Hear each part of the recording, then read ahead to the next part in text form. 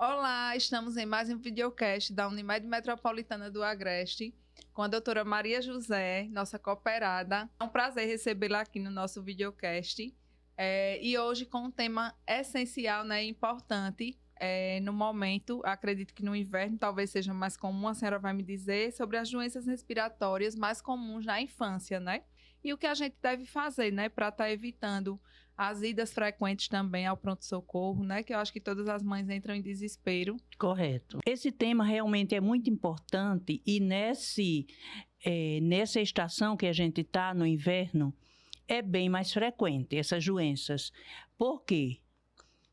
Porque no inverno o tempo frio e seco predispõe a infecções respiratórias e você fica mais junta, mais aglomerado, você fica com a janela fechada porque está chovendo, você fica com a porta fechada, o ambiente fica fechado. O ar não circula, né? O ar não circula, diferente do verão que você deixa tudo aberto. Sim. Por isso que é mais frequente. Então, quais são as mais frequentes? Começando de cima, né? Uhum. A rinite, né? Que é no nariz, a sinusite, que é nos seios. Ela pega esses seios da face. Aí vem bronquite, bronquiolite, pneumonia e asma. São as doenças mais frequentes na infância. Quanto menor o bebê, mais grave é. Né? Por quê? Porque o sistema imunológico dele é imaturo, ainda não está totalmente formado. E o bebê já começa, desde pequeno, tudo botar na boca. Sim. Aí, se tiver algum objeto daquele, que alguém tossiu, alguém espirrou, né? Ou pegou com a mão, aí já passa a doença para o bebê. Para ele. É um processo que ele está em evolução, né, doutor? O sistema imunológico. Ainda está em evolução. Em relação às vacinas, que ajudam a reduzir as doenças respiratórias, que as crianças podem estar... os pais podem estar utilizando, né, como uma ferramenta a mais de proteção. É uma das proteções muito importantes, né?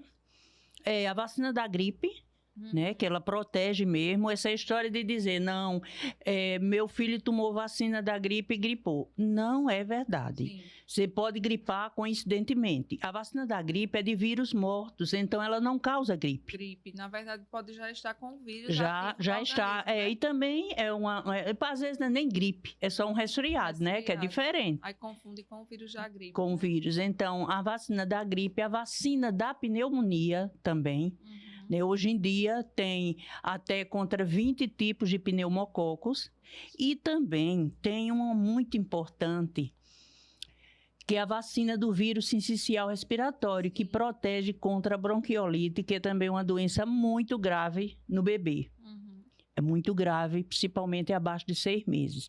O problema dessa vacina é que ela é disponibilizada pelo SUS, inclusive, mas só em crianças prematuras extremas ou em cardiopatas, em paciente que tem o bebê que tem problema cardíaco. Ela existe em clínica particular, mas é muito cara. Né? Uma mãe hoje me disse, eu não sabia nem quanto era, que deu no filho dela R$4.100. Sério. Muito cara, né? Aí é inviável, né? Para a maioria. É inviável. Mas eu acho que com o tempo o governo vai liberar, porque é uma doença grave, né? A bronquiolite. Sim. E o custo da vacina é bem menor do que o custo do internamento e que Deus me livre da perda, né? De uma criança. Com certeza. Certo? Certo. E em relação à questão de saber se meu filho vai a lugares fechados ou muito movimentados em determinadas épocas do ano, isso tem a ver também? Tem muito a ver. Você deve evitar ir para aglomerados, ir para locais fechados, principalmente no inverno. Por quê? Como eu disse neste instante, são locais que não têm ventilação. Sim. Se tiver com muitas pessoas, pior ainda. O adulto vai e tosse, espirra.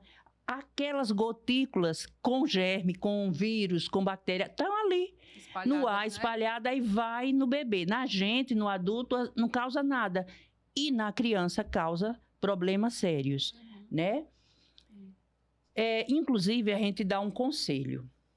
O bebezinho Tem mães que botam na creche logo pequeno, porque precisa, né? Mas se você puder não botar no inverno o bebê, é a pior fase para você botar um bebê na creche. Porque acho que acredito que é abaixo de 2 anos e meio. Abaixo, principalmente abaixo de 2 anos. Por quê? Porque vai ter alguma criança com um vírus lá. Sim. Né? Seja lá qual for. E como eles ficam juntos, vão passar um para o outro. Cruzada, né? Vai, de certeza. Entendi. Em relação aos primeiros sinais de alerta de uma doença respiratória que exige atenção médica, como é que a gente pode perceber esses primeiros sinais de alerta? Olha, o resfriado, por exemplo, não tem alerta, porque é um vírus, é aquela coriza hialina, clarinha. Depois vem a gripe. Sim. Já a gripe já dá febre, dor de cabeça, dor de garganta. Uhum. Aí depois vem a bronquiolite. A bronquiolite começa com tosse, cansaço. Você tem que procurar o médico, mais uma consulta, né?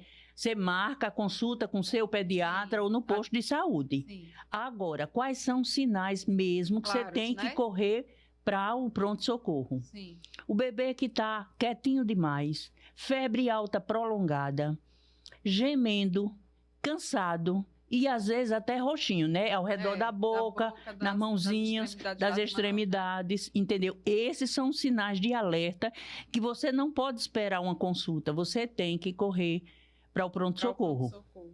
Né? Então, esses sinais a mãe tem que estar atenta. Tem que estar atenta. Em relação à fumaça de cigarro, a poluição do ar, isso pode agravar, doutora, as doenças respiratórias? Agrava muito. Acho que não só nas crianças, né? No adulto, né, o fumante passivo, você não pode fumar em casa. Né? Você não deve fumar. Sim. Mas se você fuma, tem que fumar fora de casa. Externo, né? E quando você entrar em casa, você tem que trocar de roupa, porque o cigarro fica impregnado. Escovar os dentes, entendeu? Porque prejudica bastante tanto a poluição, um ambiente poluído, como o cigarro. Sim. Prejudica muito mesmo. Então, influencia para a doença respiratória, né? Outra pergunta, doutora. Crianças com histórico de bronquiolite ou de asma, elas têm maior risco de estar mais expostas às doenças respiratórias quando elas já têm um histórico? Sim.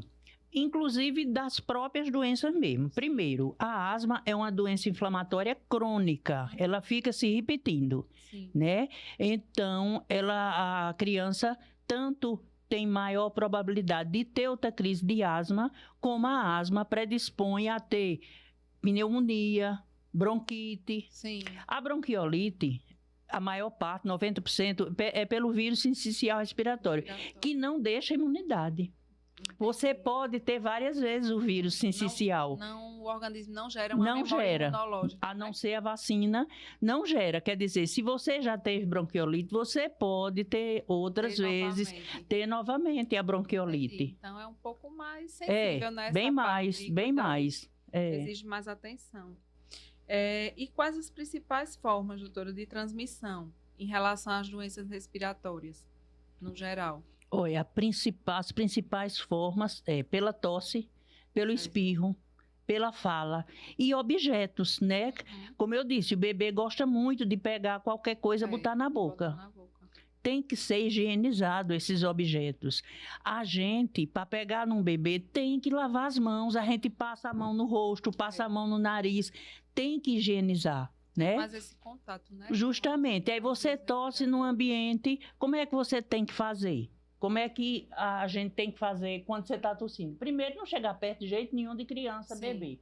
Mas se você for tossir, você tem que proteger com o cotovelo, para não essas gotículas não ficar no ar e não transmitir, né, para as crianças. Mas a maior forma é essa mesmo.